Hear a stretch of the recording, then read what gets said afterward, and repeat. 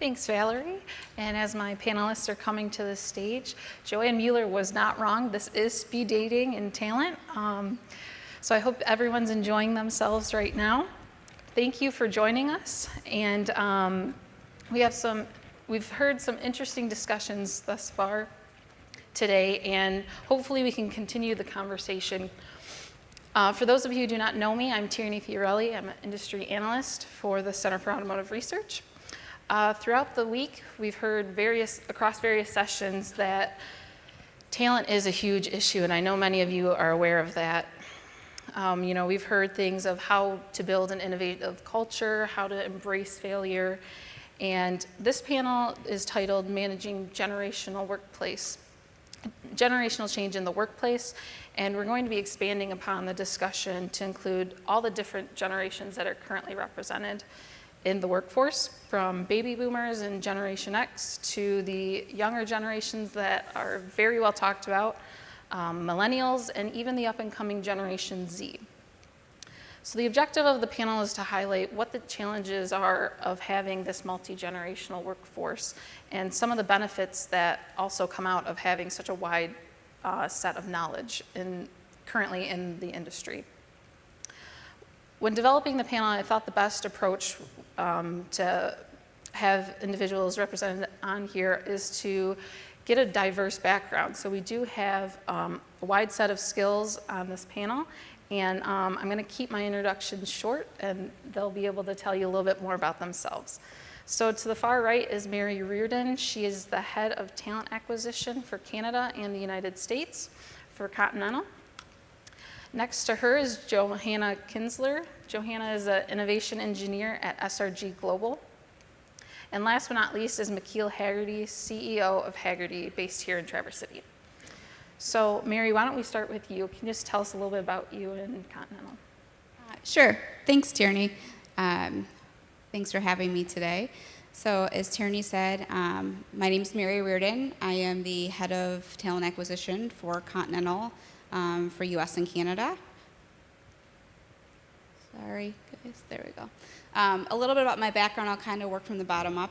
I received my degree in chemistry and mathematics from Michigan Tech, and of course ended up in human relations, so too long of a story to talk about right now. But then spent probably the next 15 years working in tech on the recruiting side and as well as a global HR leader. So really have the experience working from the fast-paced IT and software backgrounds to then being able to come into Continental. I assumed this role in January of this year. So I think it's pretty exciting to have been part of that candidate experience and now bringing in some of the different creative ideas that we've done in my past too. So, I think this is probably my favorite slide I've seen from Continental, of just seeing how much we've evolved, right? So from the small company building, tires and for bicycles and carriages to now being one of the largest suppliers in the world with 240,000 employees spanning over 61 countries, really working on the next thing of automation and everything from a car perspective.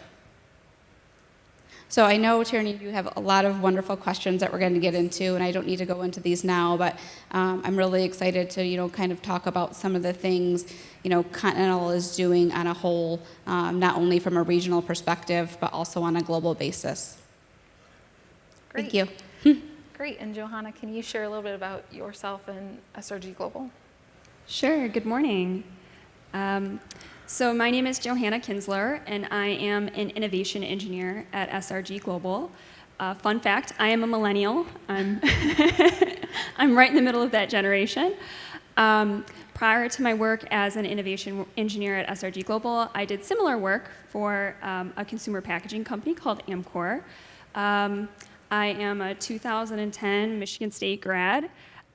Many people here know that 2010 was not the best time to get jobs. So I did spend several years abroad where I founded and directed a nonprofit that was focused on education for children who have been affected by natural disaster. My employer is SRG Global. We are a global company, as you can tell from our name. We have 22 locations in 9 countries, and our product makes it onto 19 million vehicles per year. Our core competencies are in assembly, metal forming, chrome plating, painting, injection molding, and of course the engineering and design that goes into those different processes and products. And the products and services that we offer for our customer are in finishes and subsystems for the exterior and interior of the vehicle. Great. And last but not least, McKeel, compared to both Johanna and Mary, you have a bit of a different viewpoint. Instead of being a supplier for the automotive industry, your organization's an insurer of classical vehicles and boats, and as well as your background in the YPO. Can you tell us a little bit more about that? Sure. Well, I guess I am a supplier because I get to take care of the stuff that people actually care about. So, we're in the passion side of the car world. And so therefore, if you're in the passion side, it's about the connection between humans and cars in an emotional way. We're based here in Traverse City. Welcome to Traverse City, everyone. I hope you've had a good time. We did brew up a good storm for you yesterday. We try not to do that very much. Our business here, and I'll bring 2 perspectives to you today because this is a very important topic, and it's a topic for all of us in our businesses that if we get this wrong, we lose. Every single one of our companies will lose if you get this subject of talent wrong. And this is our approach to it. And this is a little bit about Hagerty, and then I'll say 2 words about YPO and what I might offer you. So again, our approach here at Hagerty, we started off as an insurance organization primarily in the collector vehicle space. We're now a membership organization. We're the largest membership organization in the world for people who love cars, with about 1.5 million members. We're based out of Traverse City, but we have another major office in Golden, Colorado, and in Ann Arbor. We're also in Canada, the UK, and Germany. And yeah, we get to play with a lot of pretty toys, as you can imagine here on this picture. But again, none of these vehicles are owned because anyone has to own them. It's because it's something that they want to drive and they love to drive. In the lingo, I guess you might say we're a very passion, culture-based organization. You will never see an ad for Hagerty. You will never see anything about Hagerty that doesn't have people in it that looks like this, something that I highly recommend you all be thinking about, talking to your marketing departments about. I was looking at the Automotive News Daily Briefing today, and I only counted 3 ads for companies with people in them. Something you ought to be pretty seriously thinking about. And for those of you talking about talent acquisition, you might want to start there. Because this is what a vibrant culture and workplace looks like. And it doesn't have to be just about collector cars. It can be about anything. So we're based here in Traverse City downtown. Like I said, primarily, we're a very human-oriented, even though it's about cars, we're a very human-oriented business. So we do lots of things to make things fun and exciting and vibrant. And it's all about human learning in the face of all the machine learning that's threatening to take all of our work away. We're also heavily in the media business. Our magazine is the 4th largest circulation magazine. That's in the car world. It'll be the 3rd by the end of the year. Digital properties, television, valuation, and our new little favorite business, which is a peer-to-peer classic car rental program called DriveShare. Pretty fun. So we do lots and lots of stuff to talk about the passion of the automobile, and that's what connects our company brand with our employment brand, and that's going to be something that I talk about later. YPO. I've been involved in YPO. It's the world's largest CEO organization with 27,000 members in 130 countries, 20 million employees, and $9 trillion worth of combined revenue. Somehow, because I kept saying yes, I ended up being the global chairman of YPO in 2016, 2017, which meant I kind of traveled around and looked at a lot of different businesses, met a lot of world leaders, and did stuff. And I can tell you the subject of this panel is the #1 subject on everybody's mind around the world. So again, it's a very important topic, and if you get it wrong, your company will fail. And sorry to be sort of bold about it, but it's true. You get it. It's just, there's nothing, you can't get around this problem. It's something we all have to invest a little bit more time in, and I can't wait to share a few more insights. Great. So. And I don't have a cool, the math and chemistry, I mean, that was crazy. I studied to be a priest after college, so you can see what I'm doing today. So a lot of diverse backgrounds and experiences on this panel. But I really would just like to dive right in. We hear much about generations having their own attitudes, mindsets, and experiences, and it differs between them. And there's certainly no single approach to managing the differences between these generations. So, and the question's for everyone, feel free to jump in however you'd like, but what are some common generational challenges that arise at your organizations, and how do you combat these challenges? I'll start. I think I'll just touch on one, but I think some of the main ones are just the stereotypes, right? That everyone fits into a certain bucket, the cultural expectations within that. And then I think a really big one is communication. And I think a few other people from today's sessions have spoke about it a little bit, but everyone's communication styles. So when you're talking about having even a team of boomers, Gen Xers, and then millennials, they all have a different form of communication that's preferred for them. And for me, having a team that is very customer oriented, right, working with the outside from a candidate perspective, but also working with hiring managers and leaders within the organization, they really have to understand that their way of communication, right, whether they love the text and 5 seconds later that they expect a response, might not work with somebody who really wants that FaceTime or would like to have emails and that's what they're used to. So I think for teams to be successful, one, we have to understand, what each other like, but then also come to an agreement of how we can work together to making sure that everyone's needs are being fulfilled, but the business is also moving forward. So I'm going to answer this from an individual point of view. I recognize that a lot of people do face stereotypes in the workplace. I'm very lucky I don't. And I think the reason that I don't face these problems is because of the culture of our organization. I focus on creating my own value, and so do my colleagues, towards the greater goal of the organization. I know that I'm creating value when I am working in alignment with my roles and responsibilities, and these roles and responsibilities are a ongoing discussion between me and my supervisor, and I use it to prioritize the work that I do day to day. I also know what the roles and responsibilities of my supervisor are.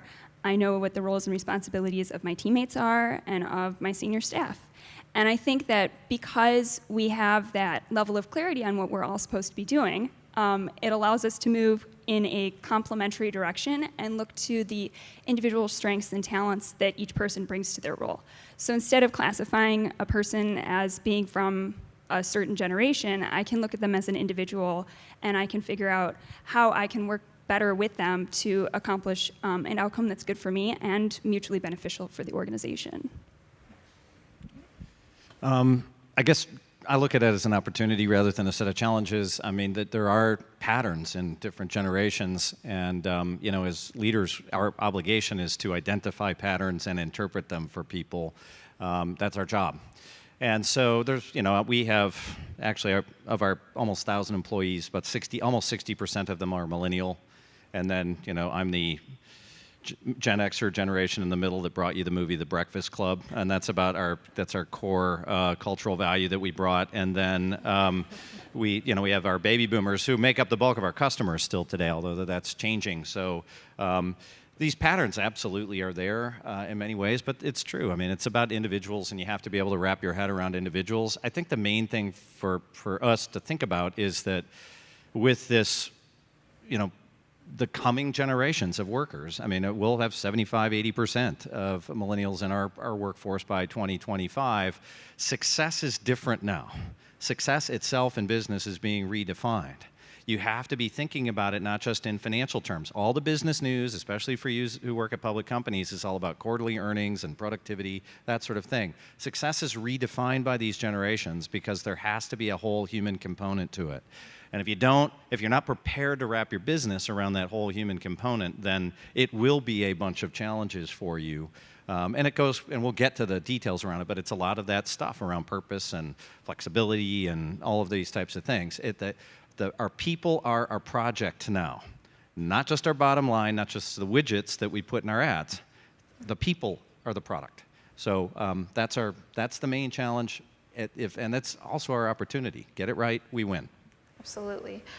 So a lot of what I'm hearing is around collaboration, and we do have a question from the audience on collaboration. So much of the generational change conversation is focused on these younger generations because they are the ones entering the workforce. But how do you actually integrate generations in the workplace so that so the collaboration is within one another between the different generations? You want me to go? Sure. So I think one aspect of our culture that's really, really core to what we do is knowledge, and that's specifically seeking and sharing the best knowledge that's related to the work and the decisions that we're making. And I would say that's pretty well embodied throughout our organization. So to give a particular example where knowledge seeking and sharing was really important to me is I recently ran a design of experiment on a particular product, and I'm queued up. I had worked with our injection manager to get this product on the line the next day, and like late in the afternoon the day prior, I receive information that another colleague had run a similar design of experiment on a similar tool in the past, and so I was able to look at this data, and I realized that our process window was really different from theirs. So I have to now go to the injection manager and change the plan and still try and stay on schedule, and I'm afraid that he's going to be annoyed with me. So I go out to our injection floor and I find him, and he's standing in a huge injection press with tools in his hand, and he's like troubleshooting problems for production parts. And I ask him, I'm like, hey, Gary, I think I need some of your time. We need to likely change our plan based on this data I received. And this is where I think you could easily assume there would be a sense of frustration. But instead, he was like, oh yeah, Johanna, let's look at the data. I'm glad to learn what you did. So we looked at it, we changed our process window, we expanded it by like 20%, and that's where we got our best parts from. So I think that because we both embraced this concept of seeking and sharing the best knowledge that was related to the objective we were trying to achieve, we had a very open and collaborative collaboration. Despite the fact that he has like 20 years experience in this and I have like 5 years experience, he was still willing to work with me and with what I had discovered. Yeah, I think to build upon that, I think it's very easy for teams, companies, even individuals to just kind of be in your own silo. And just going into your day-to-day and not realizing that maybe the person next to you or in the office, 1,000 miles away is also working on that. And I think that's a challenge, especially even from Continental, being a global company, to make sure that we are working together, sharing best practices. And I don't know if there's one mode to be able to do that. I think you need to be able to have technology right now to be able to share that, whether it's through video conferencing, whether it's sometimes jumping on a plane and getting everybody together, but being able to find a medium that works for most individuals to be able to, like you said, get that product out there with 20% more efficiency as well. Kind of quickly, I kind of put it in two categories: energy and rhythm. Okay, so that's what we do as leaders: is you manage the energy of a workplace and you manage its rhythm. By energy, I think that, and if you haven't done any or read any of the summaries of around Google's Project Aristotle, I highly recommend it, and it's probably one of the best and most comprehensive research projects around highly successful teams, and it's all about creating psychological safety. That's the energy in a workplace. If you want to get highly productive people, psychological safety is critical. Again, Google's Project Aristotle. And there are really only two behaviors of the teams that they discovered because there were so many patterns, it was a nightmare for them to figure out. But there were two patterns that were very helpful. And one is generally equal talk time and better than average EQ, so emotional intelligence, people being able to judge everybody else's emotions. Remember, our world of social organizations, churches, religious groups, that part of our society is fading away. Church attendance, temple, everything, it's going away in vast quantities in even the most conservative cultures. So they're looking to their businesses to find more fulfillment in their lives. So you have to put some energy into that type of thinking. For me, that idea of small teams working in some, and I'll get to the rhythm piece very quickly, but it's showing the willingness to accept vulnerability in the workplace. If people are working from home and their only active connection with many people is often in the workplace, and you're not willing to address something that's personally going on in their life, you will lose them. You just will. You have to be willing to do that stuff now, because home problems and work problems are now blended. And it's our opportunity to create solutions and loyalty and opportunity for people to be successful human beings by blending that energy together. On the rhythm side, if anybody has ever heard of John Philip Sousa's marching band, the highest paid member of the marching band back in the old days was the bass drummer. As a leader, the bass drummer, you set the rhythm for your business. For us, we use the Rockefeller Habit Scaling Up model, daily huddles, weekly meetings that are very, very short, very, very tight, monthly meetings and quarterly meetings. Constant repetition of connecting people to the purpose and the numbers and what they need to do, coupled with honest sharing of what's going on in somebody's personal life. So energy and rhythm. That's actually a great segue into the next question. But before I get to that, in addition to Elizabeth pointing out our fabulous students that have been here throughout the week, I also reached out to them and asked them to participate in a survey. And some of the questions I asked were surrounding these various topics that we're highlighting here. And the reason I did that was because I felt it was important to hear from them and their perspective on these topics. So one of the questions I asked was, name 3 characteristics of a good boss, quote unquote good boss. And they highlighted exactly what has been mentioned, patience, being patient with them and being able to understand and teach them through some of these experiences that they don't have a lot of exposure to. The second was approachability, just being able to go up to them and have a conversation. And then finally, compassion, exactly what has just been mentioned. So it's really interesting to hear both from them and then from this panel as well, how the two are being translated through. So the next question I'd like to ask is, with this in mind, what expectations do you have for leaders at your organizations, and what values are they showing to their employees, both to the young generations but also to the older generations?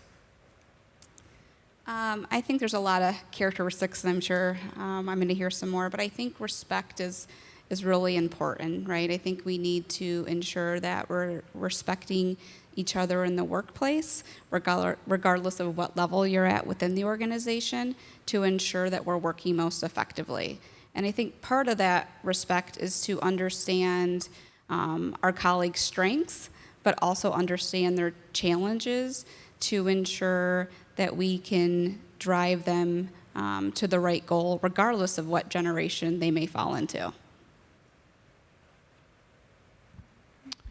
I love that. Building on that really quickly, kind of 2 categories. One, I'm in this vein of that the human is the project. People are the project, not the product, not the service, not the profit line.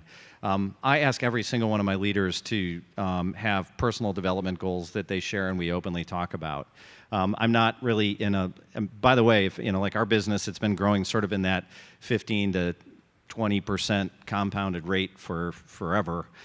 If you are not growing yourself minimally at the same percentage of growth of your company, you're behind the 8 ball, because the statistics will show that no matter how great your education is, your advantages that you bring to a new job only last about 24 months on the job. Then your learning better kick in. So every single one of my leaders has a learning and personal development goal. They have to share it, and they also have to help their own teams out there. And also, again, I to the vein of respect, I think it goes to that perspective of vulnerability. A-level players, and especially, depending on whether you use Myers-Briggs or DISC scores or however you probe somebody's mind or personality profile, is that certain personalities of very high performers, when they're working really hard, send signals off of "don't bother me." And leaders send the I'm working hard, don't bother me, I'm on deadline, I'm on whatever. And guess what? They are. They're doing exactly what they think they ought to do. You have to slow those people down to remind them you're sending signals to your team that you're not available to them. And so very often that byproduct of very high-performing individuals is that they may be respecting their people, they just don't show it. I think we're very much in alignment on this question. In our internal culture, we do have sets of principles that includes things like respect, humility, integrity, and the number one role of our supervisors at SRG Global is to understand and advance that culture. And so you end up in a situation where leaders and supervisors are measured on their ability to demonstrate these behaviors. And then furthermore, they work with and through others to achieve the goals of the company. So this really does have a leader-led approach where it is expected that people will follow these positive principles. Absolutely, great. So switching gears a little bit here to talk about culture. And this question's for McKeel specifically. How did you maintain and improve Hagerty's culture while growing the company? And what is your direct role in ensuring that the values that Hagerty sets up is deeply embedded in your organization? I'll back into it. So values, I believe values emerge from a company that can't be forced into it. So a lot of what we do about every few years is we relook at our sort of stated company values and make sure that we're actually seeing them emerge from the group. Because if they're not, like trying to embed a new one, I find to be virtually impossible. So that's a sort of an interesting challenge just to sort of note. For what is it that we've done? First and foremost, culture can be measured, and anybody who thinks it can't is just doesn't want to know what the real results are. So we love, we've been through the great places to work. We've been in the top 100 of top places to work pretty regularly for medium-sized businesses, and top 10 a couple of times, which was pretty awesome. And set the award aside, it's like a waterboarding process that you go through as a business to really closely examine how you're doing. So we measure culture inside and out. We're now using the Gallup engagement score. Again, you have to really soberly look at your numbers, figure out if you're doing it. For us, the ultimate measure is still Net Promoter Score. I believe Net Promoter is the ultimate sign of a human interaction between a seller and a customer, or a member in our case, and ours is an 83. Which is about double industry average on the insurance side. So that's a pretty good sign that our culture is functioning highly. So measure everything. Again, Rockefeller habits, that a business fragments. It's like whatever law of thermodynamics it is that causes entropy. I don't have your sort of science background. Is you have to be putting energy into it to maintain that culture. So it's just, we're very rigorous about it. We constantly measure it. For me personally, you lead from the front. Leaders lead from the front. And so for me, because I'm busy, I travel a lot, I do a lot of other things, I very carefully stage opportunities to make sure that I'm interacting with people and that we're really sharing real opportunities, and they're all just, I never go very far without being with them, and that's very important. Great. So I think we have time for one more question, and it's regarding retention. How do you promote retention and attraction at your companies? Okay, well, I think that, if you look back, and I think it's been spoken about a little bit, but if you take boomers, for example, back when they were first starting out, it was, I want a really good pay and hopefully a company that's been around a long time and maybe a good title. And then you bring on top of that, add on to that, then you bring in your Gen Xers who, they want all those things, but then they're like, what are you going to do for me, for my financial future, right? So you bring in the 401ks and the matching of that. What are you going to do about, I want to continue education. So you see, your secondary ed or post-secondary ed being covered by the companies. They will then want to see, I want a better work-life balance is where that's coming in. So you see additional, PTO buckets is the longer you stay within the company. So you add all that in, and then you bring in the millennials, right? So they want all those things, of course, but then, they're also looking for, how is my work meaningful? What is it doing to hopefully better society? What is my career path very quickly within the organization? And then I think, too, they really want to know about the social responsibility of the company. And I'm really excited about that, right? Because I think for us, it's to make sure now, that we are putting programs in place specifically for volunteering around, the country and having those be paid time off, that we can all go out regardless of what generation you fall into to really be able to give back. And I think it's been really beneficial for the company. Fantastic. So I would just like to thank all of the panelists here for partaking in this panel on managing generational change. So if everyone can help me thank them for their time.